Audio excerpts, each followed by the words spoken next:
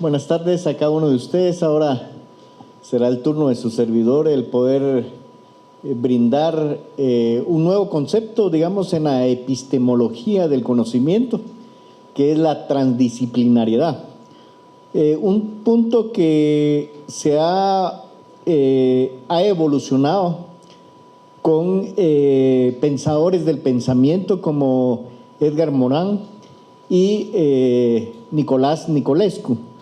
Ellos, pensadores, digamos, de la epistemología a nivel mundial, y de cierta manera pues han impulsado esta temática de la transdisciplinariedad. Y en mi caso pues yo lo he adaptado, lo quise adaptar, digamos, a las construcciones mayas. Entonces hay un enfoque de educación de la ingeniería estructural como parte de mi tesis doctoral, la cual pues fue expuesta en el mes de octubre. Entonces voy a compartir, digamos, esta nueva epistemología con ustedes y espero que pues sea parte del conocimiento que ustedes lleven ahora, digamos, en este proyecto SAT y en este conversatorio del Congreso de multiamenazas, que al final pues lo que se quiere es integrar, digamos, conocimientos que hoy en día pues están de moda y que pues son avances que son parte de la gestión del riesgo. ¿El de abajo? Muy bien.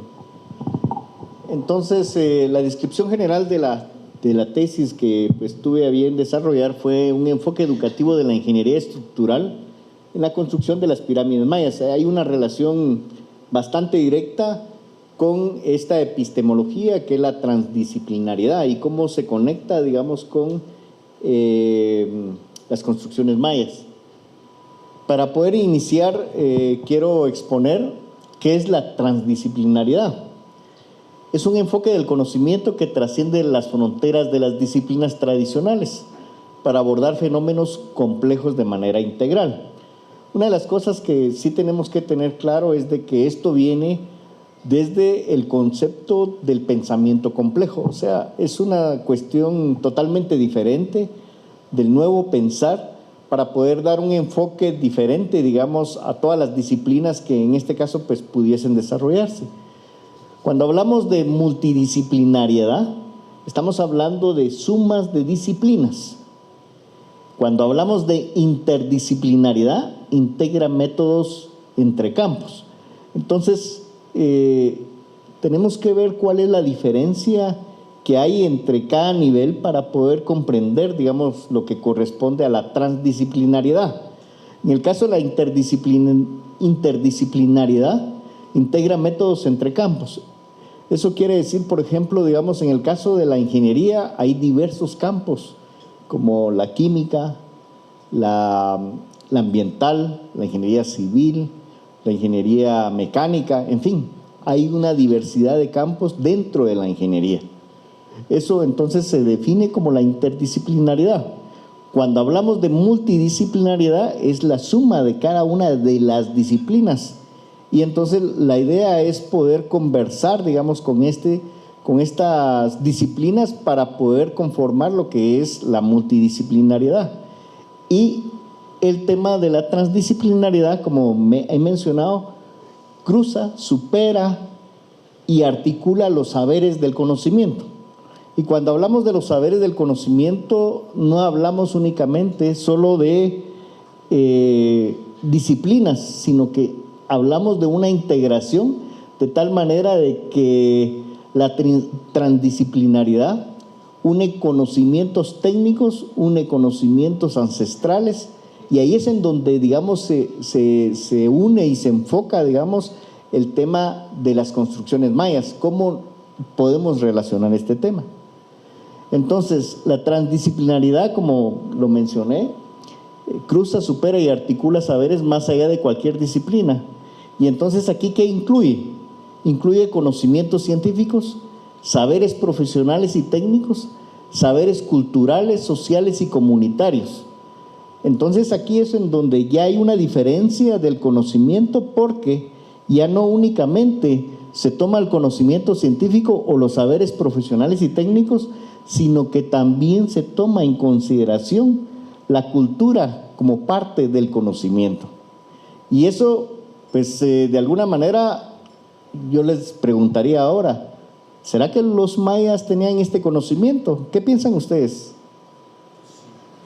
Seguramente sí. ¿Y por qué? Porque vieron el cosmos, vieron el inframundo y vieron, digamos, lo que su entorno tenía, de tal manera que conjugaran esos conocimientos.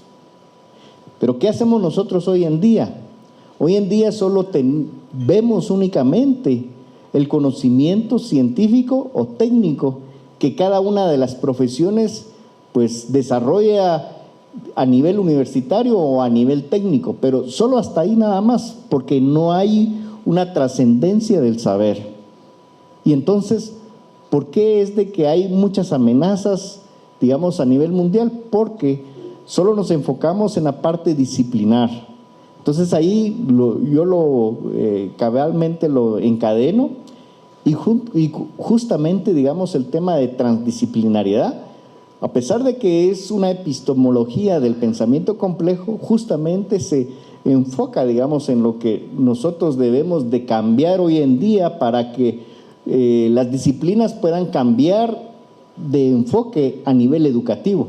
Y entonces aquí es en donde, digamos, se sugiere, que fue la tesis doctoral, cambiar, digamos, ese enfoque educativo para que exista un enfoque transdisciplinar.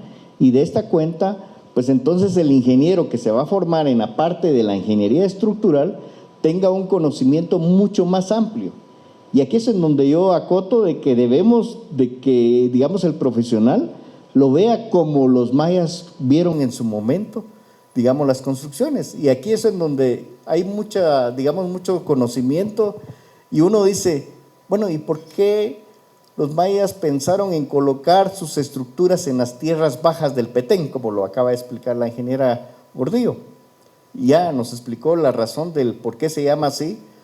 De alguna manera, ese tema de tierras bajas a mí se me cruzó en algún momento, digamos, de mi investigación. Y yo lo definía y lo acotaba porque, digamos, a nivel del mar, estamos hablando de 200, 300 metros sobre el nivel del mar. Y entonces dije, definitivamente así lo llamaron por los metros sobre el nivel del mar al cual, digamos, está colocado Petén, ¿verdad? Y otra pregunta que uno se puede hacer y realmente dice uno, bueno, ¿y por qué los mayas escogieron la parte alta de nuestro país, en donde sabemos que geológicamente el nivel de sismicidad es muy bajo? Entonces, ahí hay una interrogante realmente en donde, de plano, y seguramente a ellos se les cruzó por la mente el poder de establecer en dónde construir esas monumentales construcciones. Entonces, digamos, si lo vemos desde el punto de vista geológico, Petén está ubicado, digamos, en la parte alta y según, digamos, el mapa de macrozonificación sísmica de Ajíes, el cual está contemplado, digamos, para el caso de Ajíes, de la norma, establece que el grado de sismicidad es muy bajo, digamos, en esa parte. Y hay razón y hay una explicación lógica porque la cadena volcánica está situada más abajo. Entonces, de alguna forma, ¿será que trascendieron los mayas en colocar, digamos, inclusive sus construcciones en un lugar en donde el nivel de sismicidad es extremadamente bajo? Entonces, el concepto de transdisciplinariedad trasciende en este punto. Entonces, ahí es en donde uno logra percibir de que los mayas tuvieron una concepción mucho más amplia de la que nosotros tenemos hoy en día, ¿va? Porque la disciplina de alguna manera sí nos enfoca y decimos, bueno, vamos a construir acá, pero como se acotaba, construimos en donde hay un riesgo y hay una amenaza específica, pero eso debido a la coyuntura, digamos, de la cultura, digamos, nuestra actual, y que quizá, digamos, en el caso de los mayas, pues de seguro sí lo contemplaron y dijeron, mejor nos vamos hacia la parte alta, ¿verdad? Entonces hay muchas cosas que de alguna manera uno no tiene, digamos, como que aterrizado cuál es la razón del por qué nosotros estamos, por ejemplo, en este lugar, en donde sabemos, según la geología, de que hay una cámara magmática, digamos, en el valle de la ciudad de Quetzaltenango. Y decía uno de los expertos de vulcanología, como es Rudy Escobar, en cualquier momento esta cámara magmática se puede desfundar y pues caer a un océano de magma, ¿va? Y uno no puede ver esa situación, pero al final estamos sobre ella. Y entonces dice uno, bueno, realmente hay un problema de conocimiento científico y técnico que de alguna forma, pues quizá tal vez no lo previmos, digamos, en algún momento, pero en realidad sí hay un problema ahí latente, ¿verdad? Entonces, la transdisciplinaridad abarca un poco más allá, digamos, del conocimiento para poder trascender en lo que nosotros hacemos en el día a día. Entonces, el saber cultural, social y comunitario es muy importante, digamos, en el tema transdisciplinar. Y esto, de alguna forma, pues es lo que se debe de tener hoy en día para poder, digamos, trascender ese conocimiento. Dimensiones existenciales axiológicas del ser humano. La parte axiológica es algo muy importante del saber, del conocimiento, para poder trascender en lo que estamos haciendo. Entonces, el propósito es comprender y transformar la realidad que reconoce la coexistencia de múltiples niveles de la realidad. Y aquí es en donde cuando, digamos, una persona logra entender que en la existencia del ser humano existen diferentes niveles de realidad, entonces logra conjugar en dónde está ubicado. Y que quizá, digamos, los mayas sí tuvieron en su momento esta concepción de los niveles de realidad para comprender y establecer que sus construcciones debiesen de ser un tanto alejadas de las amenazas naturales en las cuales pues tiene como fenómenos ya establecidos, digamos, a nivel mundial, porque ya sabemos que hay un sinnúmero de fenómenos, como por ejemplo lo que se ha expuesto, el caso de las fallas geológicas y del movimiento de las placas tectónicas es algo que al final de cuentas son algo natural, que definitivamente están ahí y que, digamos, en su concepción, pues los mayas sí consideraron.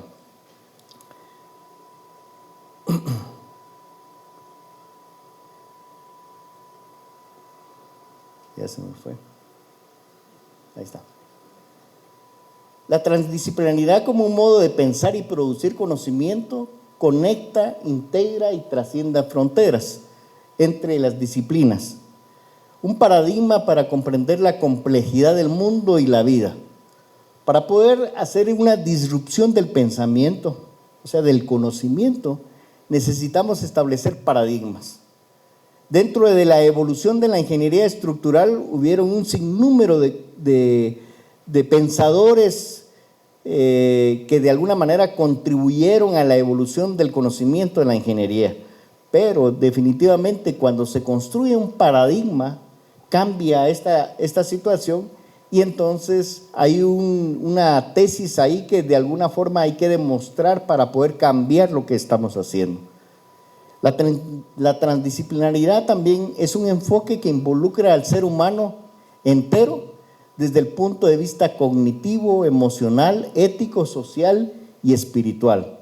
Y entonces aquí es en donde, digamos, esta parte es lo que los mayas en algún momento sí concibieron, porque sí tomaron en consideración la parte social, la parte espiritual, para comprender cómo ellos podían realizar sus obras. Una metodología, también la transdisciplinaridad establece que es una metodología para transformar la realidad en contextos donde los problemas son multidimensionales. O sea, no solo estamos hablando de una sola dimensión, sino estamos abarcando varias aristas del conocimiento para poder comprender cómo la transdisciplinaridad puede cambiar el pensamiento de un ser humano. En la integración de la cultura maya y la ingeniería estructural, se destaca por la incorporación de la cosmovisión maya como base epistemológica. Cuando hablamos de la epistemología estamos hablando del conocimiento, el desarrollo del conocimiento como tal, para comprender la ingeniería estructural. La propuesta de análisis de las pirámides mayas no se limita a aspectos técnicos, sino que aborda sus significados simbólicos, astronómicos y espirituales, lo que hace única en el ámbito de la ingeniería estructural. Este tema, pues de alguna forma, no se había concebido como tal hasta el momento pues que en este caso pues lo toco yo en mi propuesta de trabajo de investigación. Entonces, la filosofía y epistemología completa adopta una visión holística e interdisciplinaria del conocimiento, utilizando las teorías del pensamiento complejo, la transdisciplinaridad y el concepto de autopoiesis. Entonces, cuando hablamos de autopoiesis es porque está cambiando y está evolucionando y hay una autogeneración del conocimiento. Entonces, la ingeniería estructural debe de ir enfocado inclusive, digamos, a una autopoiesis, en donde pues hay una regeneración de los elementos estructurales, los cuales pues hasta el momento todavía no se dan, pero en algún momento sí se van a generar. Este enfoque no solo aborda la ingeniería desde una perspectiva técnica, sino también filosófica y ética, lo que es un aporte único dentro de la academia. Entonces el enfoque va más allá y seguramente, quizá tal vez en su momento, habían pensadores mayas que sí consideraron, digamos, este punto para poder trascender, digamos, su conocimiento. Y es por ello de que llegaron mucho más allá de lo que uno podría pensar en la construcción de esas monumentales estructuras. Dentro de las contribuciones filosóficas y educativas, desde el punto de vista educativo, el trabajo presenta un cambio de paradigma en la formación de ingenieros estructurales, incorporando el pensamiento sistémico y el enfoque ecológico en la formación técnica. O sea, ya no va a ser únicamente un enfoque en donde el ingeniero se va a enfocar únicamente a su tema disciplinar, sino que debe de considerar la parte ecológica y debe de considerar también un aporte sistémico en donde se toman otras aristas, en donde el pensamiento debe cambiar y no únicamente debe de ser un pensamiento mecanicista.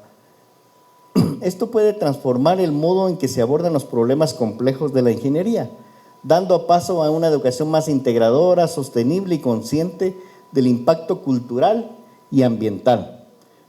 Y es lo que justamente el día de hoy estamos haciendo acá. Cuando exponíamos en la mañana y habían, digamos, los conferencistas exponían diferentes temas, de cierta manera, pues la idea era poder unir los conceptos para poder sacar algo en común y de cierta manera poder establecer que existe una conexión entre los temas que se abordaron.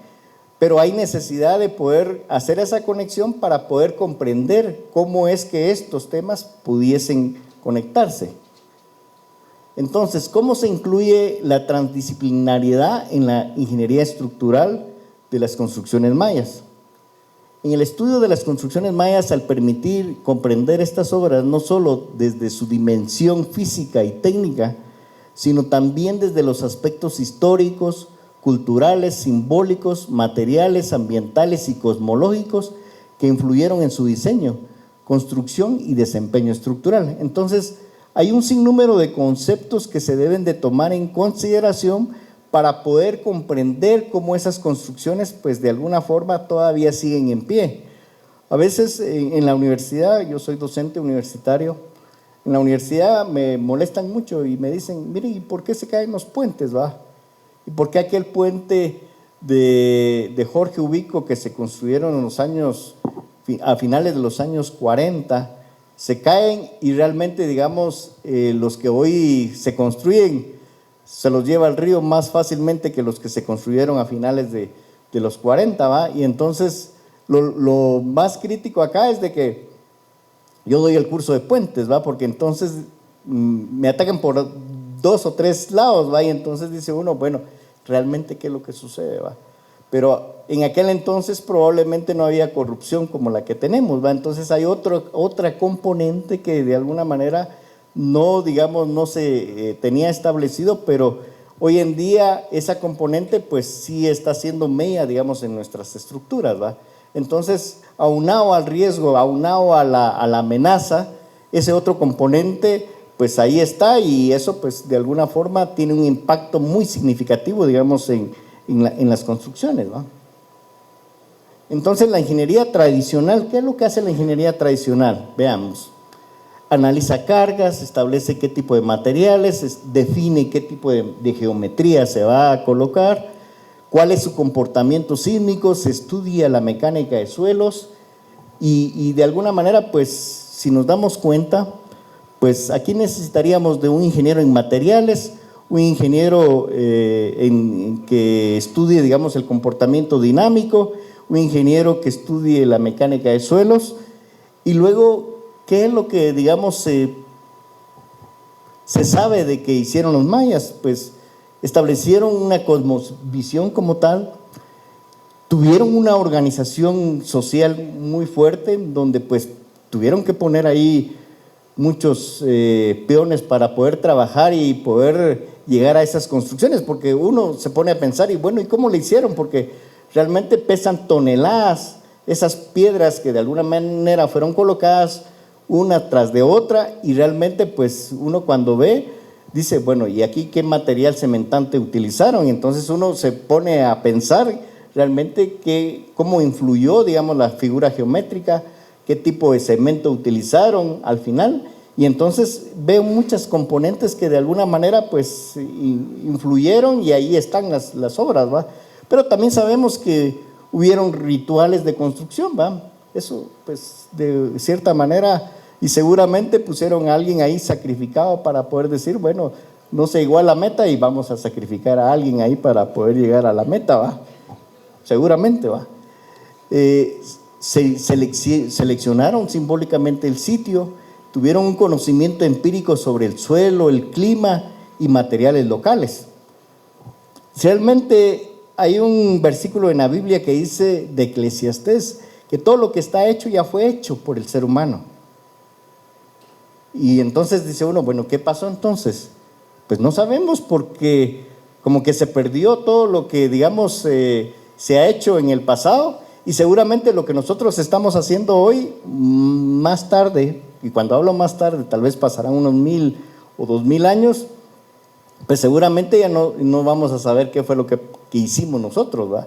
Entonces, en la evolución del ser humano probablemente esto se borre y se aniquile, pero seguramente van a venir otros pensadores y van a venir otras personas que van a tratar de descubrir qué fue lo que hicimos como seres humanos en el pasado, y que seguramente pues eso va a ser parte de la evolución. Entonces la transdisciplinariedad teje los saberes, permitiendo que la ingeniería estructural dialogue con. Entonces hay un diálogo con la arqueología, la antropología, la historia del arte, la astronomía, la geología, la ecología y otros saberes que de alguna manera pues también son importantes, digamos, tocar. Y aquí es donde yo preguntaría, ¿será que solo estas disciplinas se estarían tocando para poder hablar de la transdisciplinariedad? Y entonces uno dice, bueno, hay saberes del conocimiento de albañiles, hay saberes de muchas otras personas que quizá tal vez no están acá expuestas, pero que de alguna manera tenemos que saber. Por ejemplo, cuando llegamos a una obra o a una comunidad, quien realmente nos decide y nos define y que nos ayuda en cierto modo para poder llegar a ciertas conclusiones del lugar, son las personas y las personas que viven en el lugar, o los ancianos que de cierta manera pues también nos ayudan a establecer qué es lo que ha pasado en el pasado, para poder conversar y poder dialogar con ellos, para tener un mejor conocimiento de lo que está, digamos, en dónde se va a emplazar, digamos, la estructura, ¿va? Entonces hay un diálogo que nosotros tenemos que aprender a establecer, y que no únicamente, digamos, solo se concrete y se especifique en algo muy disciplinar. Digamos, nosotros, si regreso a la diapositiva anterior, la ingeniería se encarga solo de esto: cargas, materiales, geometría, comportamiento y mecánica de suelos, entre otros. Pero cuando llegamos al lugar, el asunto cambia, porque la comunidad dice otra cosa diferente. Y entonces hay un choque entre lo académico, entre lo que el profesional quiere discutir y lo que la comunidad quiere en algún momento establecer. Entonces, debemos de cambiar un paradigma que de alguna manera pues ahí está, y que al final ciertamente cuando uno se gradúa y va a campo pues hay un choque muy fuerte. Entonces esa parte pues debe de cambiar, digamos, en los esquemas educativos. Entonces se debe de hacer una disrupción de la ingeniería estructural. Cuando hablamos de una disrupción es porque debe de cambiar y debemos de hacer un alto para poder redireccionar lo que estamos haciendo. Aquí hay una tabla en donde describe el año, el tipo de análisis, el evento clave, algunas observaciones que se hicieron y de alguna manera el paradigma estructural. Si lo vemos, tal vez ustedes no lo alcanzan a ver, pero les voy a mencionar, aquí estoy hablando de 2500 antes de Cristo, y hay una exposición de 500, 1678, 1687, 1743, y hay una descripción, digamos, de lo que hicieron los pensadores del conocimiento de la ingeniería estructural en cada una de las facetas. Por ejemplo, en el 2500 las civilizaciones antiguas, como el caso de Egipto, la Mesopotamia, los incas o los mayas, pues evolucionaron y dieron un paso muy importante en la evolución de su saber, y entonces establecieron sus templos. Pero cuando pasamos, por ejemplo, a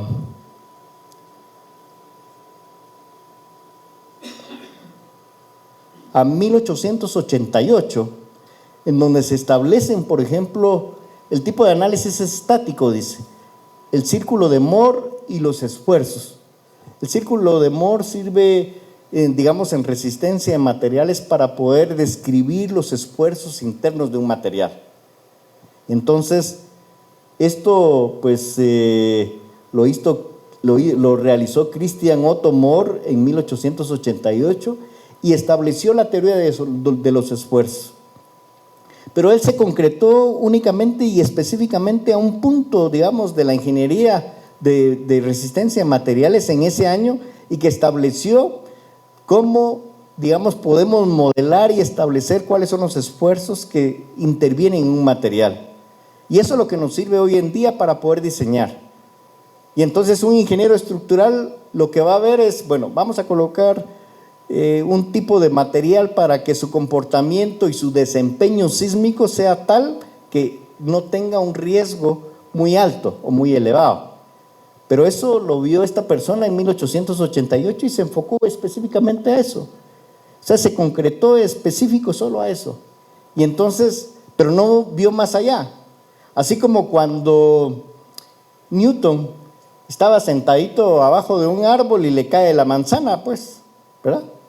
Y entonces él deduce, digamos, la teoría de la gravedad y empieza a deducir algunas fórmulas, y pues ahí sabemos que hay 3 leyes que de alguna manera pues hoy en día usamos y que las conocemos como la primera ley de Newton, la segunda y la tercera, ¿verdad?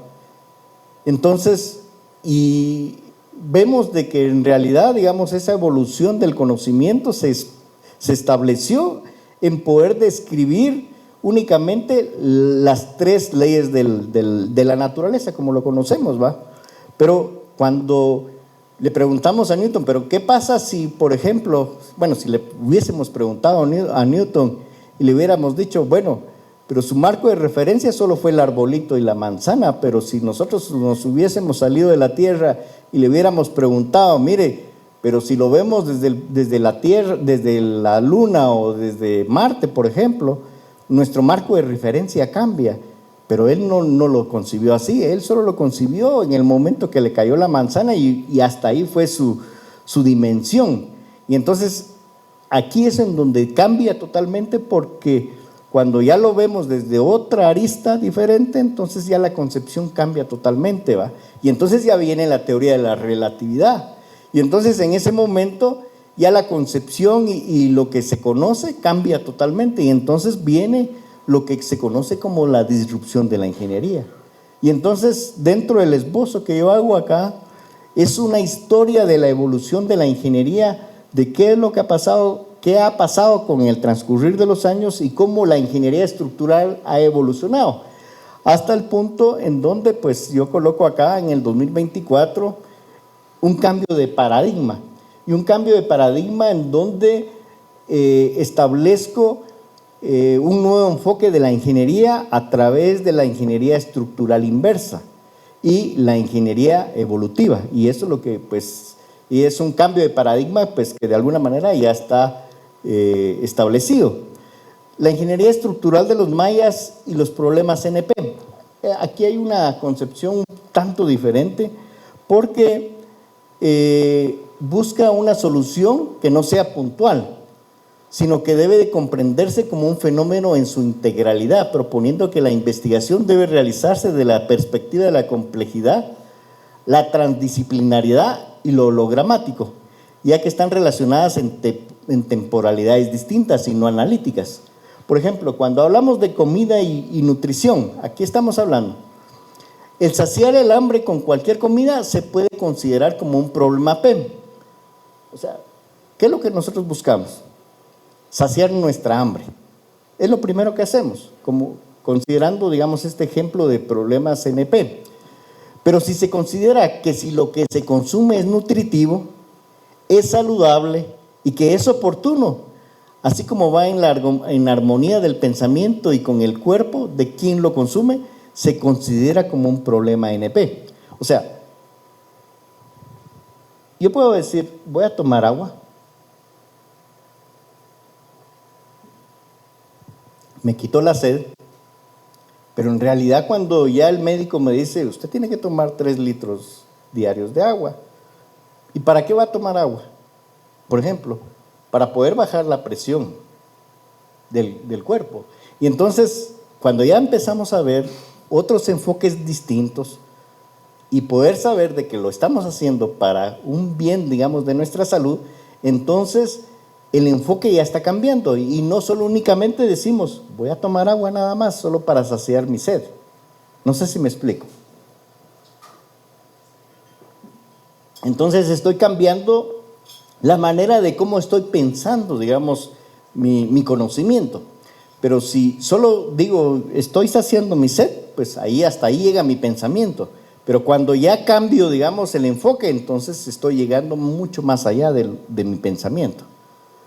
Entonces, la crisis de percepción de la ingeniería estructural tiene que abordar fenómenos estructurales, interpretar datos y establecer efectos de escala.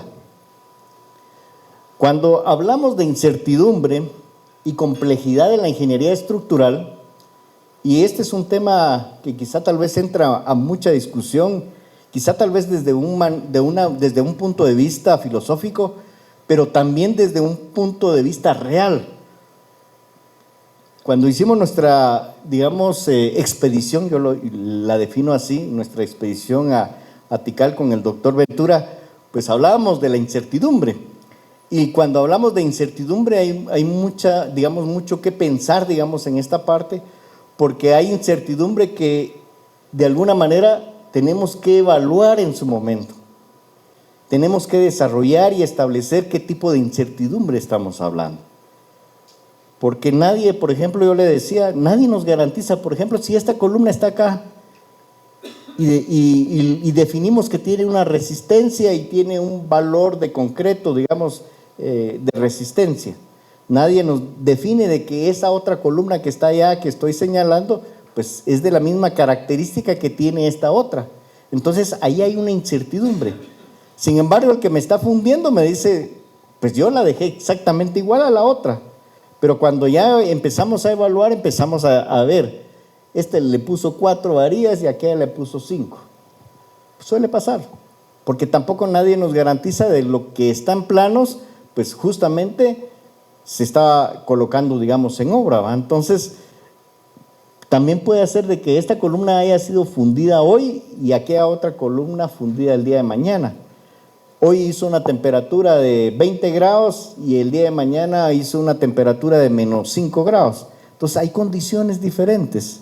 Entonces la incertidumbre se presenta y se hace complejo, digamos, en el campo de la ingeniería estructural, cosa que quizá tal vez no meditamos si no ponemos atención a estos tipos de cambios que se pudieran dar y que de alguna manera pues ahí están presentes, ¿va? Pero el ingeniero estructural aborda la incertidumbre a través de análisis probabilísticos, en donde determina la ocurrencia de un evento mediante la aplicación de métodos para evaluar la variabilidad y cómo afecta su respuesta.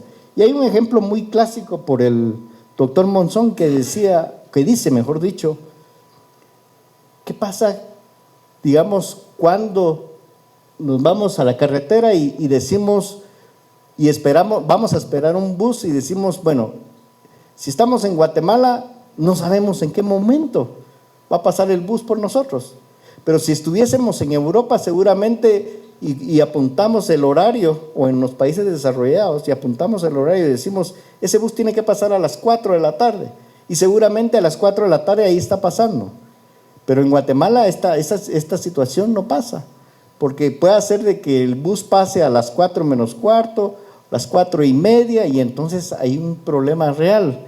Y entonces hay una incertidumbre en lo que, digamos, nosotros hacemos. Pero en países que hay, digamos, ya tienen establecidos sus horarios, pues pasan a esa hora que han definido. Entonces no hay incertidumbre.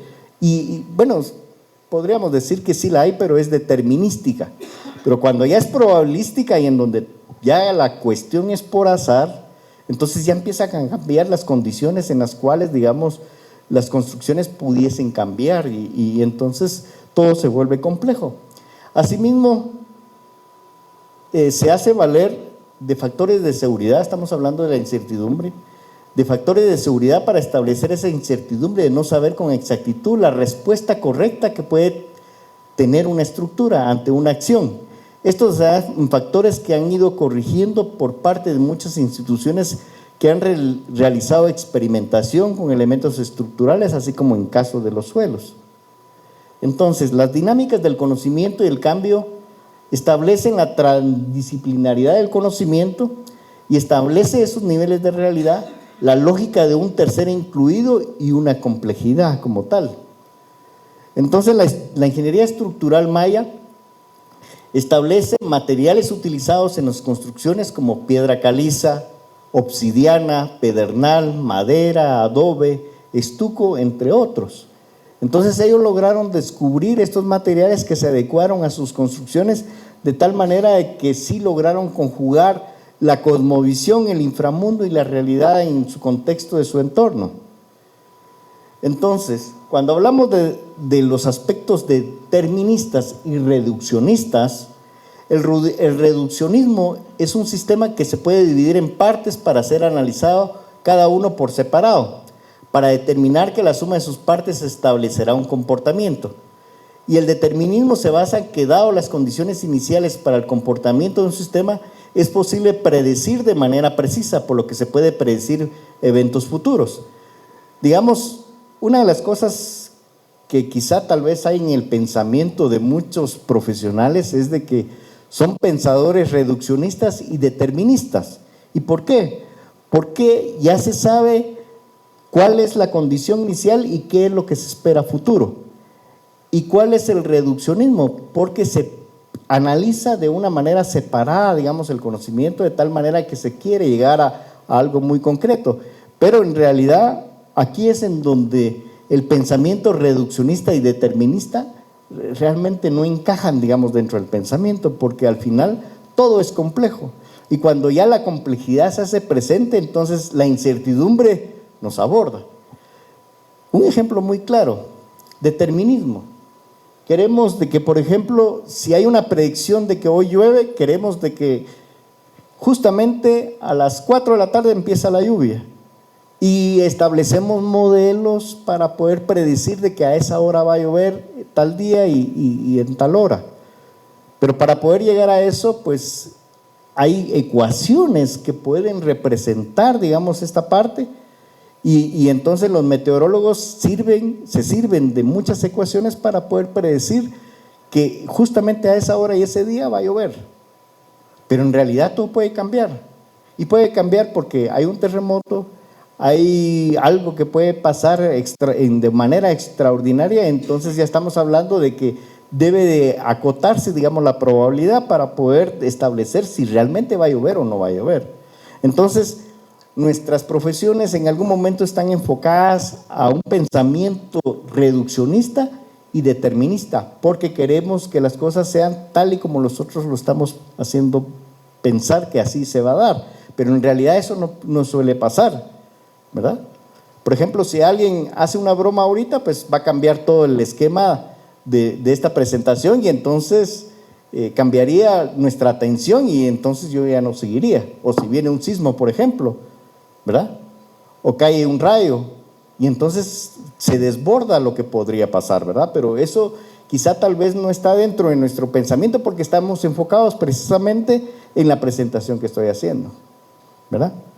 Entonces, la visión mecanicista es cuando se debe analizar de manera aislada, considerando que la suma de cada comportamiento es global. Entonces, este es un pensamiento que de alguna manera no abarca, digamos, todo lo que se debe de definir y que probablemente sí los mayas sí lo comprendieron, como lo he expuesto.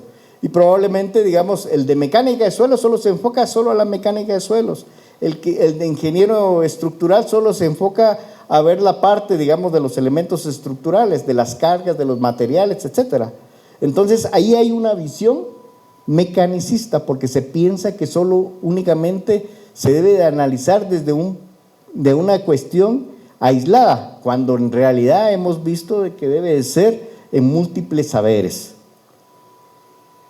Entonces, los paradigmas son un modelo, un patrón aceptado de determinada comunidad.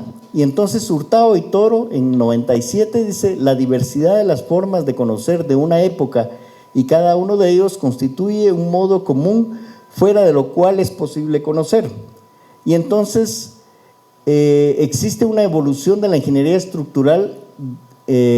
Antes de los años 30 hay un paradigma determinística clásico, y del 30 a 1950 hay un paradigma iterativo práctico, y del 1950 al 2000 hay un sistema computacional y matricial. Cuando hablamos de este sistema computacional y matricial, pues son los modelos que de alguna manera hoy se sirven para poder analizar, digamos, las estructuras y poder ver cómo las mismas reacciones, y con eso pues nosotros podemos establecer cuáles son las dimensiones de una columna, de una viga, de una zapata, etcétera.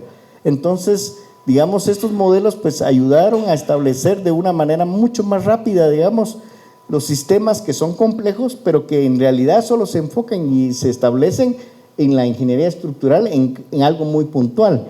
Y entonces, en el 2025, con la tesis presentada, pues se cambia ese paradigma a un paradigma epistémico y un paradigma evolutivo. Y entonces, aquí hay tres enfoques. El enfoque actual, que es la ingeniería contemporánea, y es un diálogo de saberes el cual pues yo quisiera que el día de hoy ustedes se lleven en su haber, para que podamos comprender que desde el punto de vista histórico las pirámides pueden tener un estudio de ingeniería estructural inversa, una ingeniería forense y una ingeniería experimental, que es empírico. Entonces, desde el punto de vista histórico, hay estas tres facetas, y entonces dentro de esa faceta está la ingeniería estructural inversa. ¿Qué es lo que se plantea hacer? Lo que se plantea hacer es de que las obras están ahí, las pirámides están ahí, pero ¿quién me puede decir? ¿Hay planos de eso? ¿Ahí está establecido las resistencias de los materiales que se usaron? No, no hay nada, absolutamente. Entonces, la reconstrucción de esos modelos hay que hacerlo, y entonces esa reconstrucción viene a través de ese nuevo paradigma que es la ingeniería estructural inversa, el poder ir a rescatar lo que los mayas hicieron en su momento, ¿verdad? Y luego a futuro, ¿qué es lo que se persigue? Establecer una ingeniería estructural evolutiva, y entonces aquí hay una emergencia del conocimiento estructural, y debe de establecerse una autoorganización estructural. Entonces, si nos damos cuenta, hay una parte histórica y hay una parte futura. En la parte futura está la ingeniería estructural evolutiva, en la parte histórica la ingeniería estructural inversa, en donde rehacemos lo que los mayas hicieron. Y entonces el planteamiento es poder llegar a establecer qué fue lo que hicieron los mayas a través de estudiar y regresar, hacer una cuenta regresiva, llamémosle así, de qué es lo que está plasmado para poder llegar a saber qué fue lo que plasmaron. ¿Y qué se espera en el futuro? En el futuro lo que se espera es de que se puedan colocar sensores, así como se explicaba hoy en la mañana, gemelos digitales, como lo decía el doctor Ventura, en donde podamos colocar, digamos, otra estructura y podamos modelar en cualquier otra parte del mundo y podamos colocar sensores para evitar que este patrimonio que tenemos ahí, pues se pueda perder en el futuro. ¿Y cómo se puede perder? Porque hay viento, hay lluvia y probablemente la lluvia sea ácida y entonces hay una degradación de los materiales que constituyeron, o, digamos, las piedras que se colocaron ahí. Y entonces la idea es evitar, digamos, que esa lluvia ácida pueda permitir que haya una degeneración de los materiales. Entonces, si en el futuro es lo que yo pienso que podría pasar, es de que podríamos controlar, y ahí es en donde viene la SAT, o sea, el proyecto SAT, no la SAT, el proyecto SAT, en donde podamos colocar sensores, digamos, en las estructuras mayas y que de cierta manera podamos saber qué es lo que está pasando y qué podría en algún momento estar degradando estas construcciones.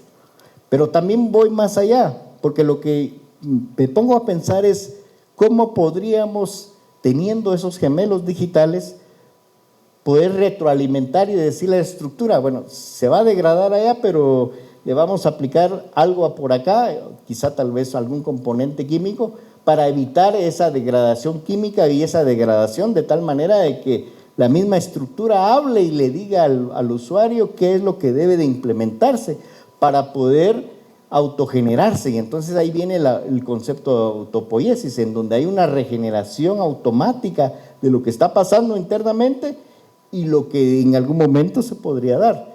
Y entonces aquí es en donde yo les pongo una analogía. Por ejemplo, ¿qué pasa si se logra colocar un dispositivo en la sangre de tal manera, digamos en el caso de los médicos, pudieran colocar el dispositivo en la sangre y se pudiese bajar los niveles de colesterol o pudiese evitar, digamos, la presión alta o la presión baja? Entonces eso ya es una autogeneración interna del ser humano.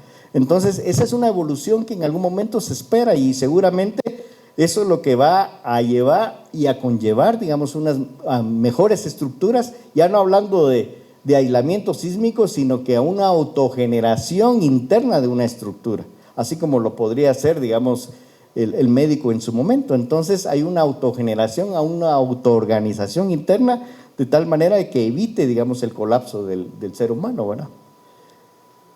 Entonces, aquí hay una fragmentación, digamos, ¿cómo se llama? De una estructura de un puente, y a esto se le llama la parte hologramática, porque podemos descomponer el puente en muchas partes, de tal manera que después las podemos unir para poder establecer cómo este puede funcionar. Y la ingeniería estructural inversa, pues, es poder estudiar, digamos, lo que hicieron los mayas, poder comprender cómo esta estructura todavía sigue en pie después de 1500 años, 1600 años, todavía están de pie, y cómo la ingeniería estructural puede evolucionar para que éstas puedan preservarse. Entonces, cuando vemos estas partes de los paradigmas, tanto de la ingeniería estructural inversa y la ingeniería estructural evolutiva, podemos comprender qué se hizo atrás y cómo nosotros podemos evitar que éstas en el futuro pues puedan desplomarse o derribarse en algún caso, ¿verdad? Entonces esa es una propuesta educativa y su innovación paradigmática en el conocimiento de la ingeniería estructural. Y entonces, ¿por qué se propone? Porque la idea es que a través de las construcciones mayas pues nosotros podamos aprender qué fue lo que hicieron y cómo nosotros podemos preservar esto a futuro.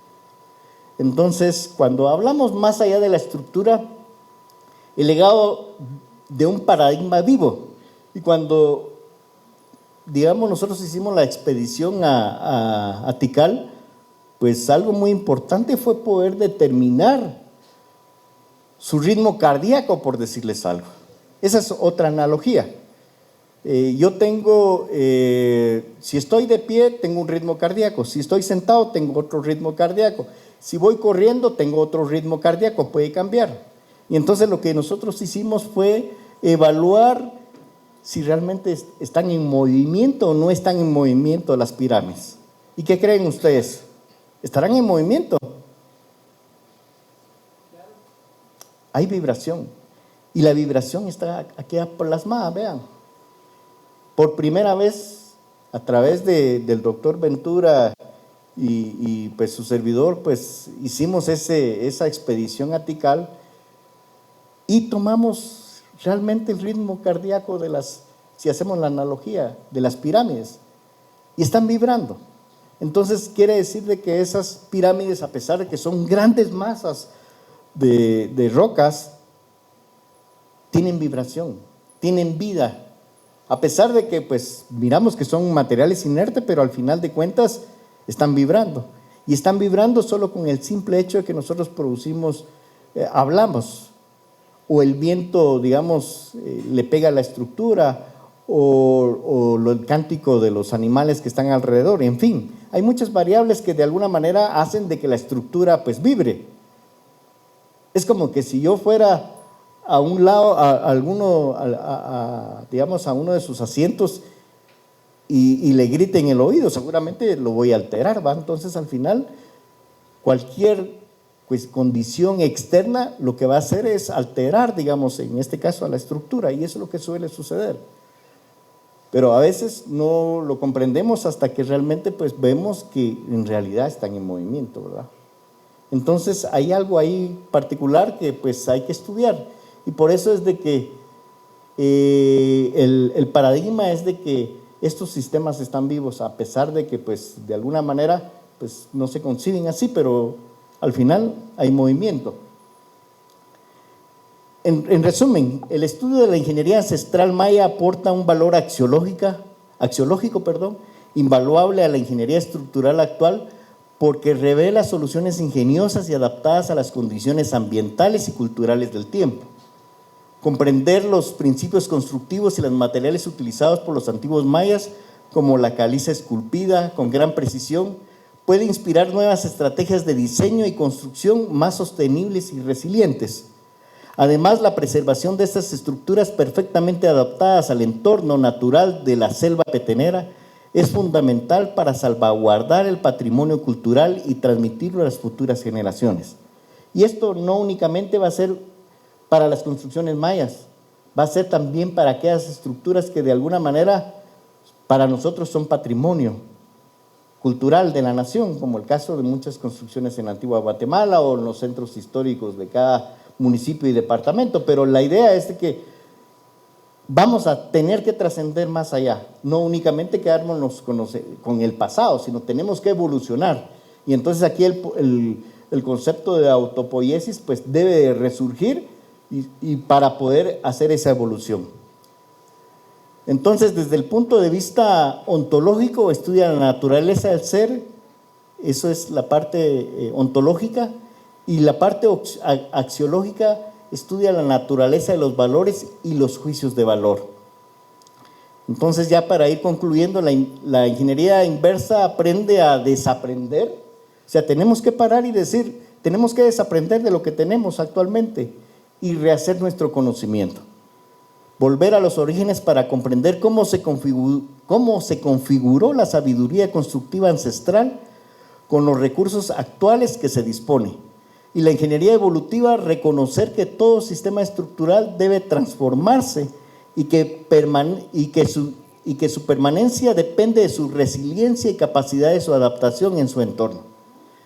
Esta imagen que vemos al lado izquierdo es una imagen en 3D, a pesar de que, vean, lo que tratamos de hacer es entender la parte epistemológica del conocimiento.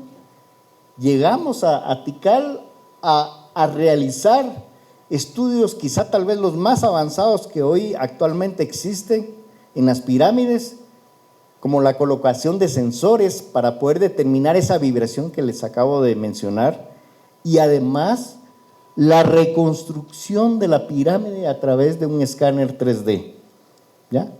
Este escáner pues toma, según recuerdo, 500,000 a 600,000 puntos por segundo, de tal manera de que hace una configuración total, digamos, de lo que tiene en el momento que escanea, para poder, digamos, establecer cómo está la estructura, y esta ya es una imagen que de alguna manera pues es parte de lo que se conoce como LiDAR también, pero en realidad a una escala mucho más precisa, porque se toman muchos puntos para poder rehacer esta estructura.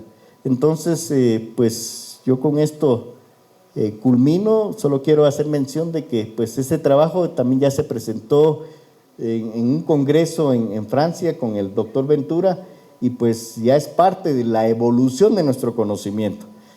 Vamos más allá de, digamos, de lo que se puede hacer hoy en día, y lo que se presentó pues ya es la vibración de nuestra estructura y cómo esta pues tiene movimiento, a pesar de que pues decimos que es una gran masa de bloques de piedra, pero en realidad hay un movimiento que pues ahí está presente, ¿va?